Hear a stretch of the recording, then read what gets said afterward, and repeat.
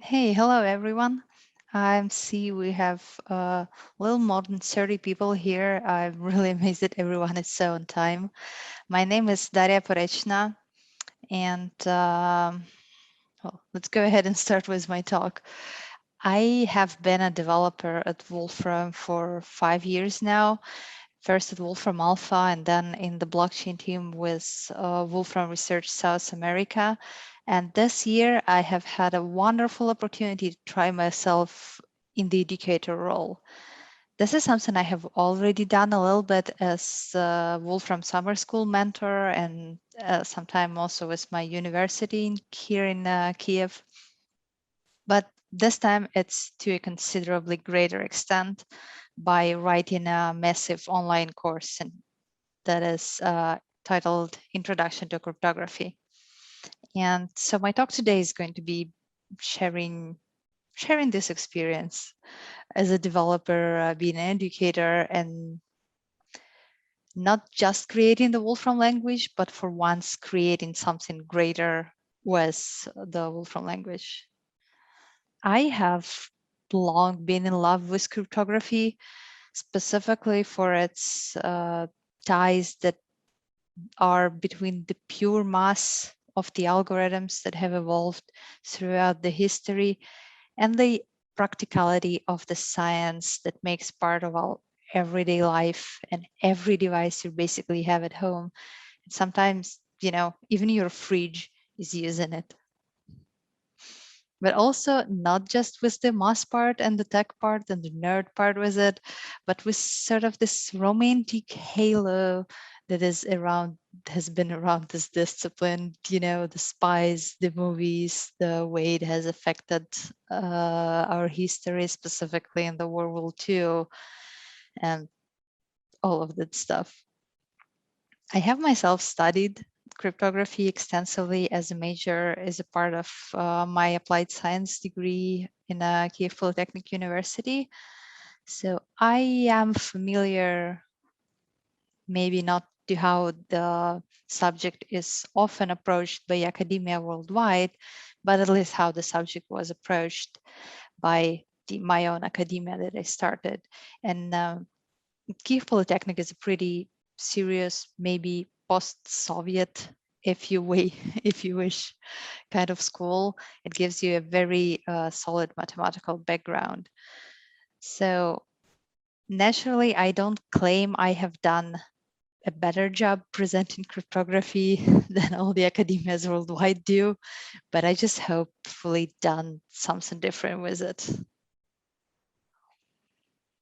So one thing that has always bothered me about the way cryptography is taught is that it's often magnificent notions such as hash functions and public key cryptography are often presented each new term and each new lesson as if they fell from the sky.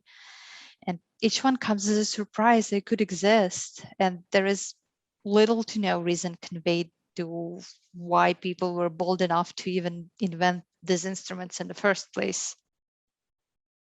So one of my main goals here was try to convey the intuition into evolution of this field by presenting each concept with the historical context of around it, of why we needed it to begin with, where it is used as a result, and what are the pros and cons and sometimes open problems around it, to try to present this field as a conjoint set of things and not just a toolbox for each tool as a separate thing from the other. Also, I do strongly believe that despite the need to cover the fundamentals, a cryptography course should not consist just of a dry collection of basic theorems, but they should also be tied to the real world scenarios because that's the world we're living. So the course as it is now in its almost finished form consists of 25 video lessons, around 10 minutes each. They will be all available at Wolfram U basically as soon as it's finished, which I hope is soon, because we're already halfway through recording the lectures. So they need to go to production, and I need to actually go through and record the rest of the lectures. They are going to be presented not just the video, but also the lecture notebooks and the full transcript of what I'm actually going to be saying in the video, and with literature references, and for lectures where it makes sense, with exercises and quizzes. I do have to admit that this is an introductory MOOC, so it's going to omit most of the deep maths to, well, with the main reason not to intimidate the listener who is looking for an overview. But I will point to the literature in the end of every lesson, where those who wish to dive deeper can find the actual theorems, the proofs, and the links to more serious literature to follow into their studies. The main goal of this MOOC was to not make the listener after the course claim that they know cryptography, but more to spark their interest in the field and to give those people who already practice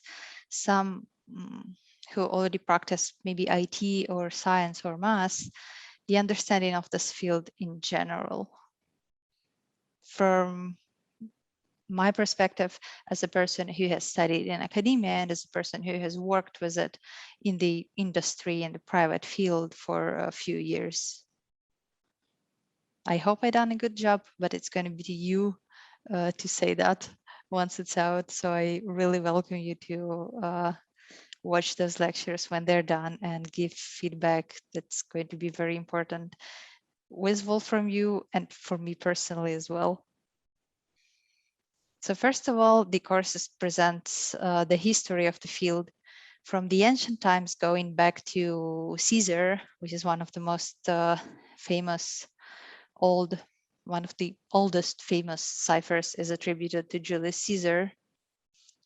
Then it goes through the Renaissance to the beautiful math, the steganography, which is the technique of hiding the existence of the secret and not just the content.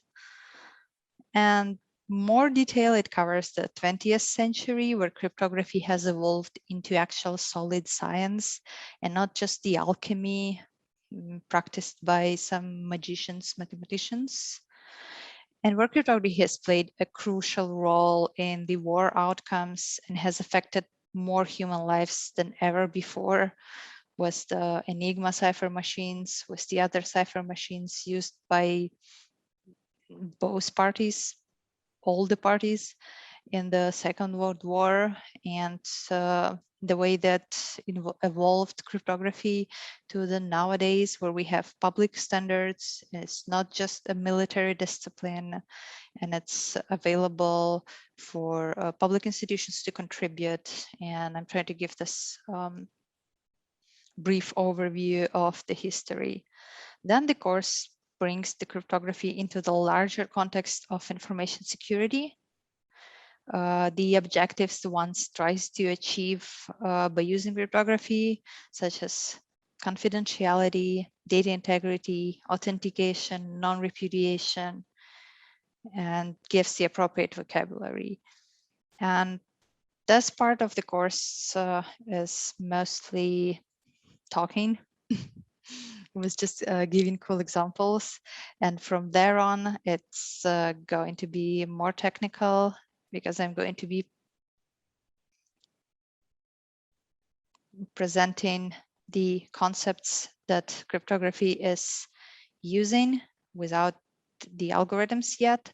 So those are going to be, the random number sequences, which are used basically virtually everywhere in cryptography.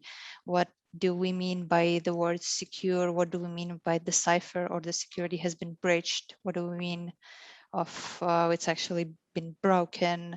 What is a brute force attack? How much does it take to brute force the algorithms that are currently in use, and all of that stuff. Next on, it gives the fundamental tools of cryptography. There are virtually impossible to imagine without. These are the hash functions that are used in basically every time you're connecting to the internet, when you're downloading software, when you're downloading some files. With the hash functions, I try to describe the mathematical reasons why they're possible, how they work, how they differ to encryption, and the security features such as resistance to collisions and avalanche effects. And here where the course starts getting more technical. It has references to actual theorems. It tries to show you on the examples the claims that I make. It was like about hash functions. It tries to show you that they are actually true, and it's just not the empty words that I'm going to be saying in the videos.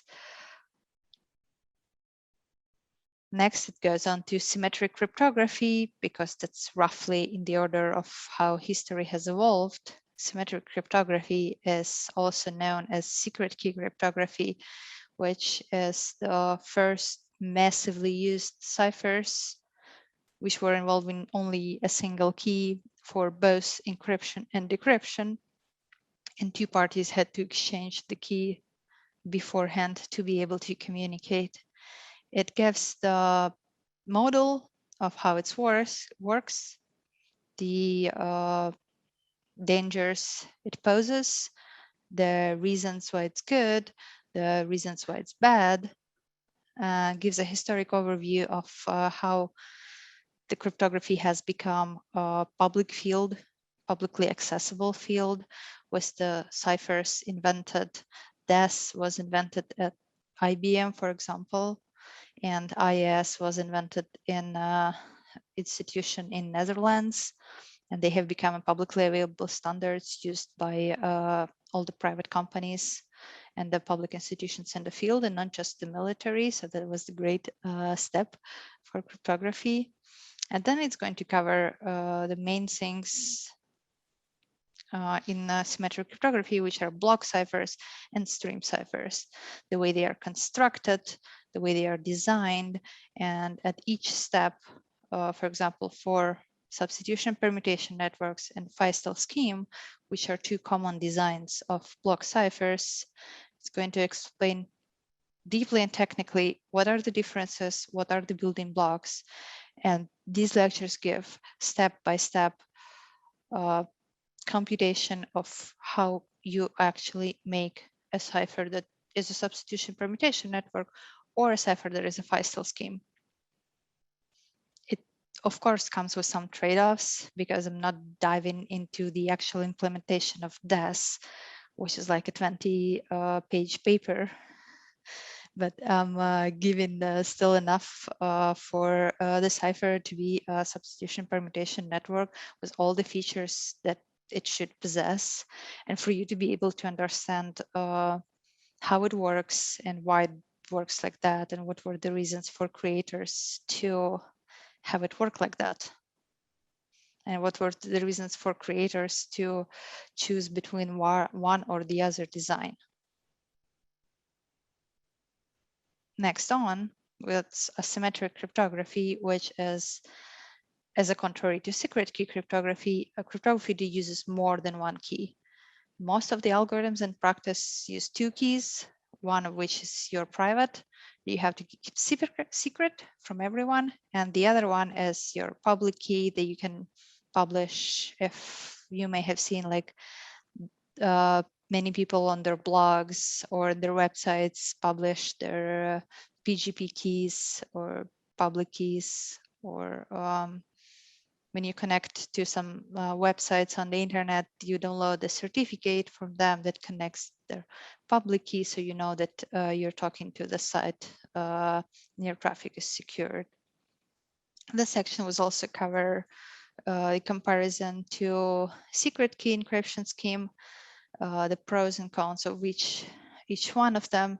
It will cover digital signatures, and it will, of course, cover the number theoretic whales that make asymmetric cryptography possible, which are the factorization as presented by RSA that is also going to be implemented step by step, at each step explaining the security of what is actually happening.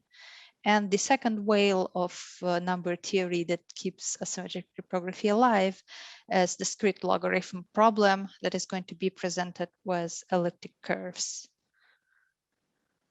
Next on, to keep it interesting, there are going to be some exciting applications such as the way you secure traffic on the internet nowadays, for example, cryptocurrencies, which is of course now the big chapter of crypto, and other applications that involve more than one type of cryptographic algorithm to exist.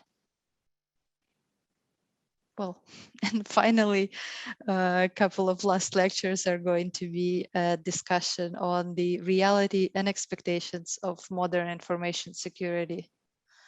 Because, well, people tend to think that with all the stuff that we make, then everything is really secure.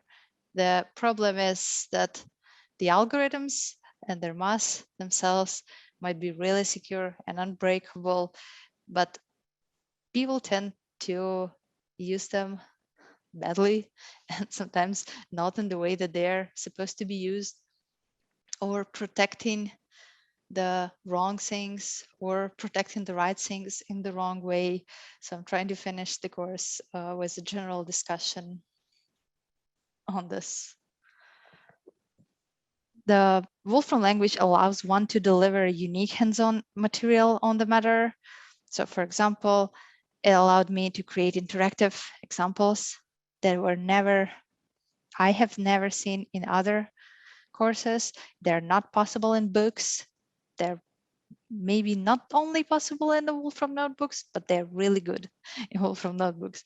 For example, to explain steganography, which is a method to conceal the fact of existence and attempted transmission of a secret message, I had to create an example. An example would be hide a book in a picture. So steganography would be something that people used to for example, exchange dictionaries and look at the things with colored filters.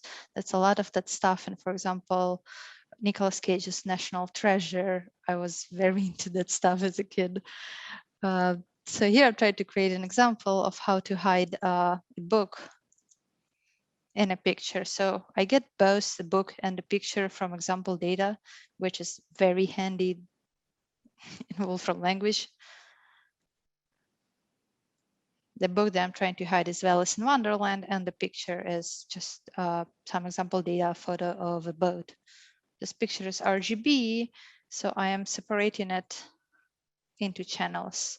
What I'm trying to do here is I'm going to hide every letter of this book to hide the full book in some pixels of the red channel of this picture. So what I'm trying to do here, I'm just getting the bytes of the red channel and I'm flattening them to get a flat sequence.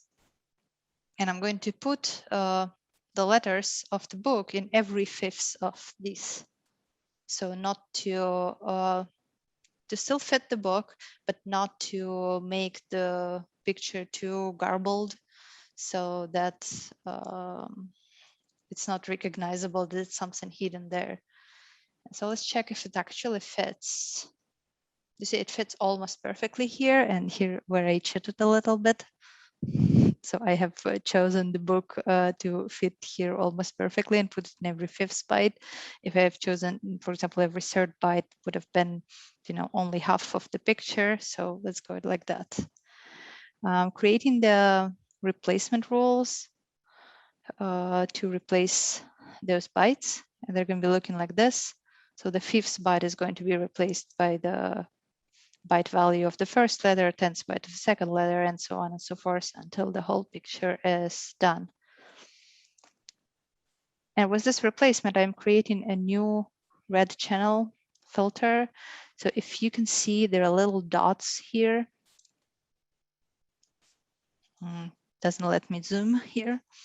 Oh, here it is.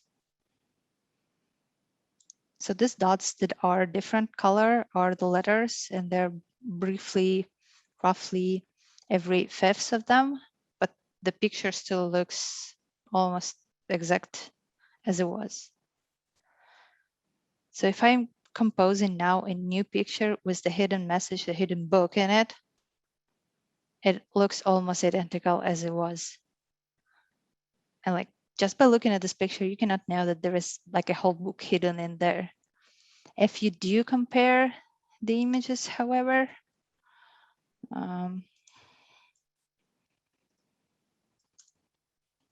side by side, you can see that they are a little different. So for example, this one is a little bluer than the other one.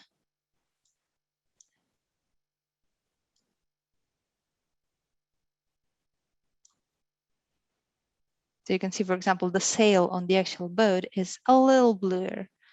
But if not for the topic of this course, and if I had not told you, I assume you would not suspected that there is something hidden in this picture. And that's what I think is one of the powers of Wolfram language, is that I can create examples like this for basically every lecture without like this took me 2 minutes now to present you. And the actual snippet from the MOOC, like I am talking about steganography in a lecture, you know, there is an illustration, there is some bullet points. I'm going to be talking more. I'm going to give you more details when you're going to be actually listening to the MOOC. And I'm presenting this example from the other way around. So I'm giving the listener to the picture and asking them, well, can you decipher what's in it? And I'm giving them step by step. For example, if they take the channels, they can see that the red one does actually look different from the other ones. It has these dots that the other ones don't have.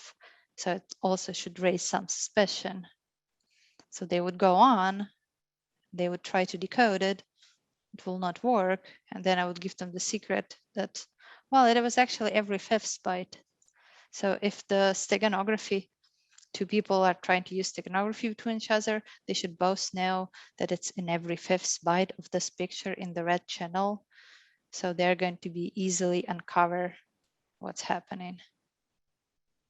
I try to invent as much of these examples as possible for every time that it is appropriate.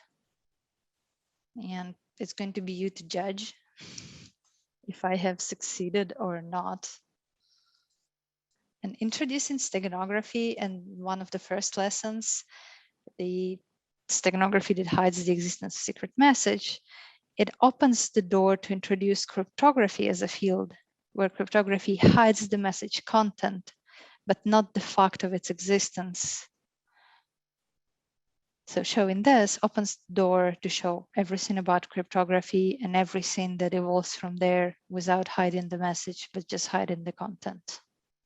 We do have a little time for questions, so I'm going to be looking at them shortly, and I want to thank you all for attending today, and please stay tuned for the MOOC that is coming, and I would really appreciate feedback on it.